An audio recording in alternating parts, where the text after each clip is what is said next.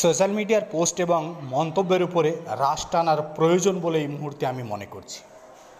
সম্প্রতি 19 বছর পর নির্বাসন থেকে ফিরে বাংলায় এসেছেন বিশিষ্ট লেখিকা তসলিমা নাসরিন।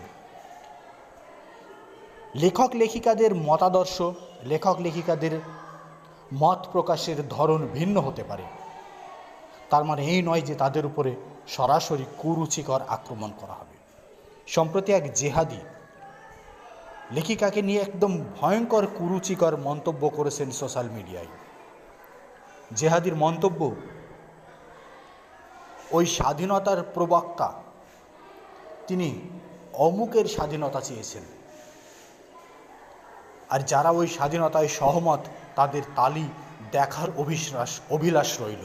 জাস্ট এই ধরনের মন্তব্য করেছেন তসলিমা নাসরিনকে নিয়ে একটা বহুল প্রচারিত মিডিয়ার যে ভিডিও, সেই ভিডিওর কমেন্ট বক্সে অত্যন্ত নিম্নমানের রুচিহীন মন্তব্য করেছেন নজরুল ইসলাম নামে জনৈক এক জেহাদি।